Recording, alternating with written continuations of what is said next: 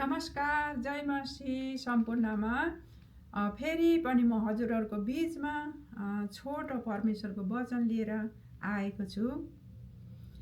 परमेश्वरको वचनले चाहिँ के भन्छ भन्दाखेरि परमेश्वरलाई चाहिँ यीशुद्वारा धन्यवादको भेटी चढाऊ, यीशुद्वारा प्रशंसाको बलि चढाऊ भनेर हिब्रू 13:15ले भन्दछ।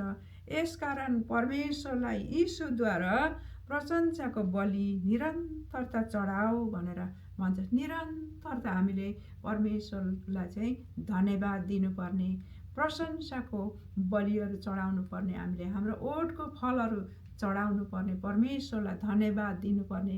किन दिनु धन्यवाद परमेश्वरलाई भन्दाखेरि परमेश्वरले चाहिँ आज हामीलाई सृष्टि गर्नुभएको, सृष्टिकर्ता हुनुहुन्छ उहाँ। त्यसै कारण उहाँलाई हामी धन्यवाद दिनुपर्दछ।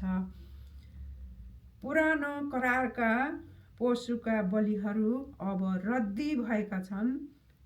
ख्रिस्टको शरीरका बलिदान नै यथेष्ट छ। त्यो सधैँको निम्ति लागू भइरहन्छ। ख्रिस्टको शरीरको बलिदान यथेष्ट छ। ख्रिस्टको शरीरको बलिदान यथेष्ट छ भनेर भन्दछ। यीशु प्रभुले रगत बगाउनु भएको छ। यीशु प्रभु चाहिँ बलिदान हुनुभएको छ। त्यसै कारण हामीले बारम्बार अब बलि चढाउनु पर्दैन। पशुको बलिमा प्रसन्न हुनुहुन्न परमेश्वर। हामीले कुनै पनि बलिदानहरू हामीले चढाउनु पर्दैन। बास हामीले चाहिँ धन्यवाद दिनुपर्नेछ परमेश्वरलाई। हामीले चाहिँ हृदयबाट परमेश्वरलाई धन्यवाद, हृदयबाट परमेश्वरलाई धन्यवादको भेटी चढाउनु पर्दछ। हृदयबाट परमेश्वरको प्रशंसा गर्नु पर्दछ। हामीले मानिसबाट चाहिँ परमेश्वर चाहिँ यही चाहनुहुन्छ।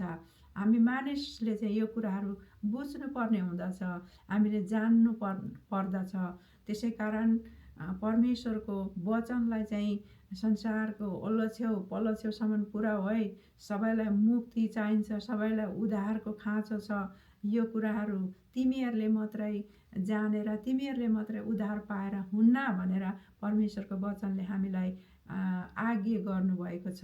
त्यसै कारण हामीले यो वचनहरू बुझ्नुपर्नेछ र हाम्रो परमेश्वरलाई धन्यवाद दिनुपर्नेछ। हामीलाई सित्तैमा परमेश्वरले हामीलाई उद्धार गर्नुहुन्छ। सबैजनालाई जय मसीह, नमस्कार।